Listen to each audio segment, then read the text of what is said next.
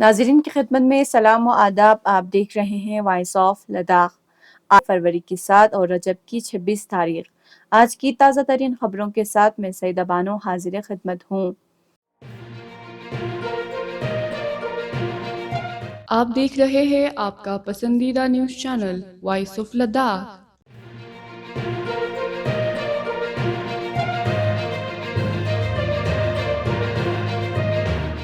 Chairman و chief executive councillor Ladakh پہاڑی ترقیاتی کونسل کارگل ڈاکٹر محمد جعفر آخوند نے آج پی ایچ سی شرگول کا دورہ کر کے ہسپتال کے کام کاج کا تفصیلی جائزہ لیا اور پی ایچ سی کے مختلف سیکشنز کا دورہ کیا.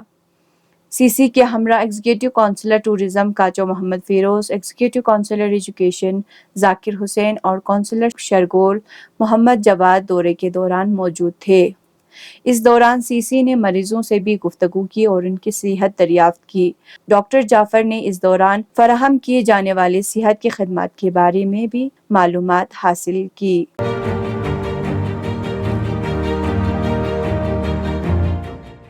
ڈپٹی کمشنر کارگل شری کانت بالا صاحب سوسے نے سری نگر لیہ ہائی وے پر جاری برف ہٹانے کے کاموں کا جائزہ لینے کے لیے دراس سب ڈویژن کا دورہ کیا.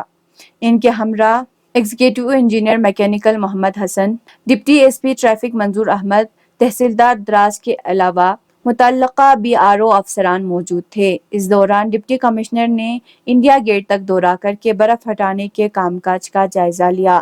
اس موقع پر پروجیکٹ وجائک کے ذمہ داران نے ڈی سی کو بتایا کہ سڑک کو جلد از جلد گاڑیوں کی آمد رفت کے لیے موزوں بنانے کی تمام کوششیں کی جا رہی ہے.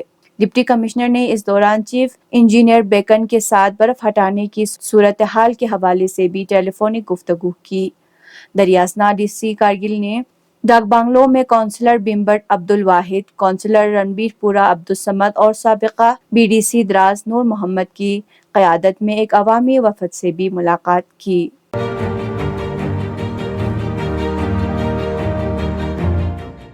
بسیج روحانیون آئی کے ایم ٹی کے زیر انتظام 21 جنوری سے جاری مسابقہ حسن قرات و ترتیل قرآن کا فائنل آج مصلی امام خمینی منجگونڈ میں اختتام پذیر ہوا، جو صرف طالبات پر مشتمل تھا.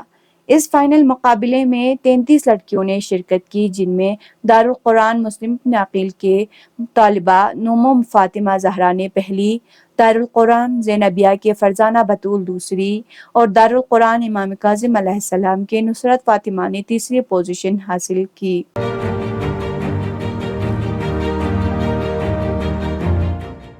گزشتہ 24 گھنٹوں کے دوران کرگل میں درجہ حرارت کم سے کم -14.8 ڈگری سینٹی گریڈ درج کیا گیا.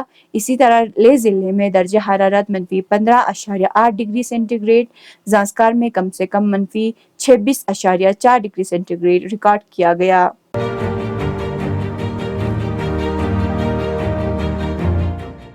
اب پیش ہے ملکی اور بین الاقوامی خبریں.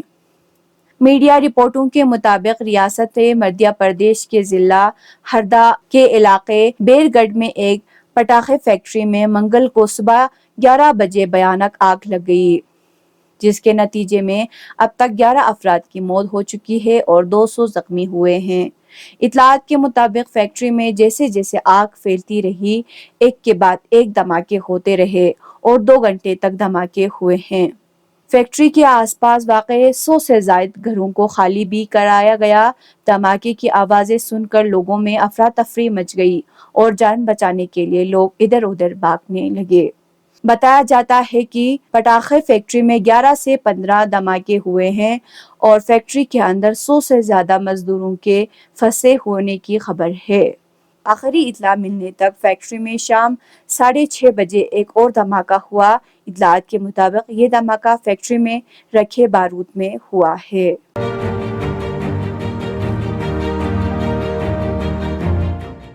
رپورٹ کے مطابق فلسطین انفارمیشن سینٹر کے ڈائریکٹر الغرابیلی جنوبی غزہ میں صہیونی حکومت کے حملے میں شہید ہوئے. حیاس نامہ نگار کی شہادت کے ساتھ ہی غزہ کے خلاف جنگ کے آغاز کے وقت سے اب تک 133 نامہ نگار شہید ہو چکے ہیں۔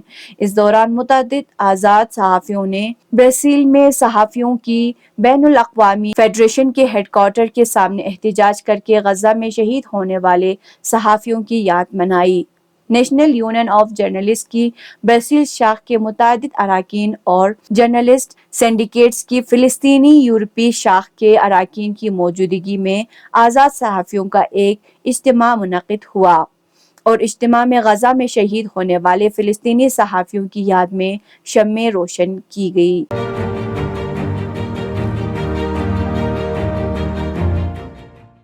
فلسطین کی اسلامی مزاحمتی تحریک حماس نے منگل کی شب ایک بیان جاری کر کے اعلان کیا ہے کہ اس تحریک نے غزہ میں جنگ بندی کے موجودہ منصوبے پر مثبت اشارہ دیے ہیں اور اس منصوبے کا جواب قطر اور مصر کے حکام کو فراہم کر دیا گیا ہے۔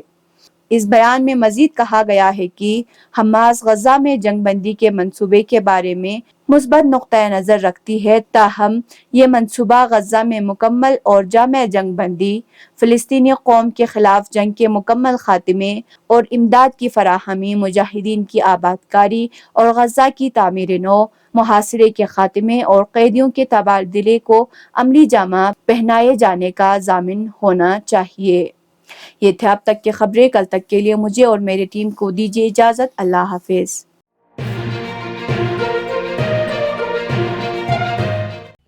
مقامی، قومی اور بین الاقوامی خبروں سے باخبر رہنے کے لیے چینل کو لائک، شیئر اور سبسکرائب کریں، ساتھ ہی بیل آئیکن دبانا نہ بھولیں۔